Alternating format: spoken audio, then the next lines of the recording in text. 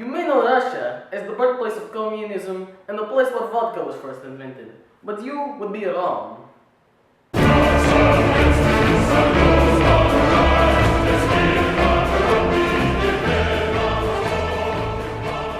it is me, Vladimir, Vladislav, Igor, Ivan, Sergey, Alexei, Nikolai, Dmitry, Petranko, and I'm going to teach you about the history of Russia, home of the Slavic people. In case you are 5, or your name is Jonathan Moriarty, you probably know where Russia is on the map. But for Jonathan, here is a picture of Russia. Anyways, Russia as we now know today began as many small city-states. It is thought that Scandinavians crossed the Baltic Sea and landed in Russia. It is not known if they took the city of Novgorod by force or if they were invited through, but we do know that they gained control of the city. Soon, these Vikings were able to take over Kiev, which is thought to be the start of an empire known as the Kievan Rus. This all happened in the span of about 400 years. Here is where Kievan Rus is on the map. A fun fact, it is said that the religion of Russia was Orthodox Christianity, because Russians did not want to be Islamic due to the ban on alcohol. If you don't believe that Russians love vodka that much, watch this video of a real Russian drinking vodka.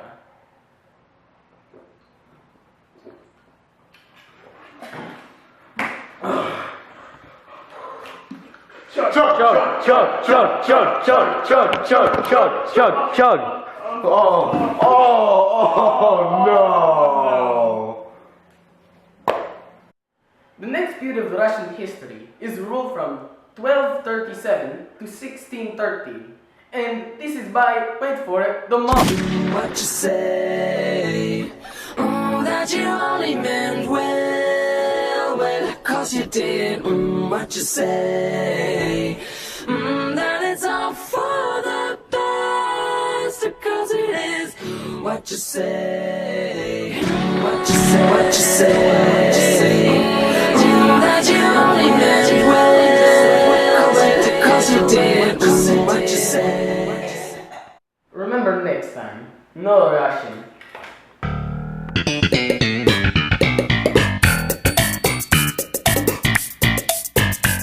Mongols easily conquered Kievan Rus and forced the princes to pay constant tribute to the Mongols.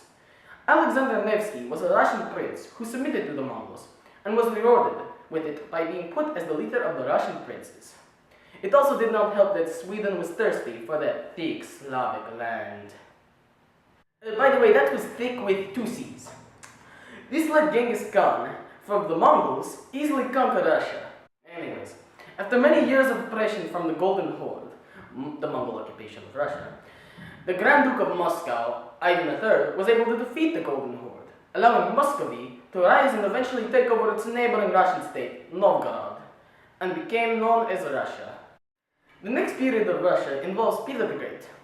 Peter the Great was the Tsar of Russia from 1672 to 1725. In his earlier years, Peter traveled across Europe, going incognito and exploring Western culture and technology. When Peter returned, he laid out a series of reforms that would help Russia westernize culturally and technologically.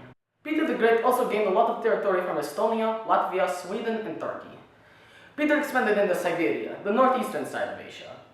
He also created the Russian capital of St. Petersburg. While he is regarded fondly for most historians, he is often criticized for increasing serfdom in Russia. This would start the turn of the bourgeoisie, gaining a lot of power in Russia. But on the bright side, this happened because of him.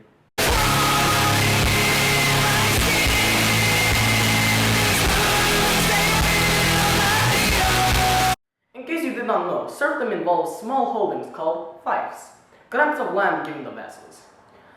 While Peter the Great westernized most of Russia, it was Catherine the Great who was able to turn Russia into a great western power. Catherine the Great was born of a German princess and was married to the heir of the Russian throne. She led a successful coup against her husband and became the Empress of Russia.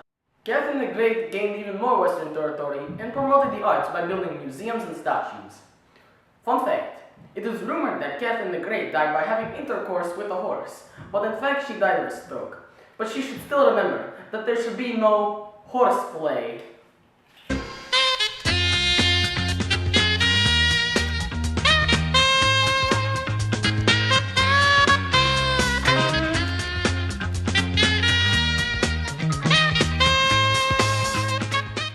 Use a garbage again, I'll beat the frick out of you next time. You won't. You always were a little girl. I'll kill if you broke your elbow.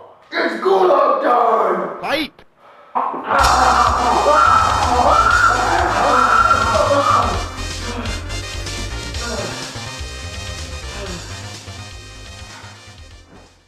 Now that that's over, we are almost out of time. So I'm going to briefly sum up the Napoleonic Wars. Napoleon from France had taken over most of Europe and decided to invade Russia. Knowing that France had a much stronger military, Russian generals played a very defensive war. Knowing that when winter came, the French would suffer major attrition. This ended up working because the French ended up losing 2/3 of their men, all without one confrontational battle. Napoleon eventually ordered the retreat of his soldiers as he knew his army could not survive another winter. This retreat turned out to be devastating as the Cossacks could easily flank and harass the French troops. Here is a rare photo of some Russian soldiers ambushing a French soldier. I want to die. The final thing I'm going to go over is the Crimean War. This war was between Russia and the Ottomans, but France and Britain sent supplies and troops to the Ottomans as they did not want Russia to become as strong. The Russians sued for peace after the siege of Sevastopol. This defeat may have led Russia to develop the Slavophiles, who identified as the Slavs more so than other Westerners, which then gave way to Pan-Slavism, which promoted the unification of Slavs through military means. Sorry guys, but I have to go back to hacking elections. See you chicken-brickies later. Бочка бас колбасит соло, колбасер по пояс голый.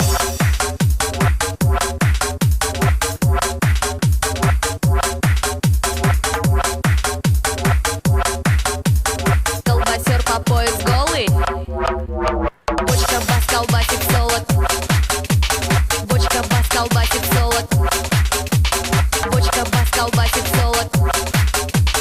Бочка бас колбасит соло, колбасер по пояс голый. Бочка бас колбасит соло, бочка бас колбасит соло, бочка бас колбасит соло, колбасер по пояс голый. Бочка бас колбасит соло, бочка бас колбасит соло, бочка бас колбасит соло, колбасер.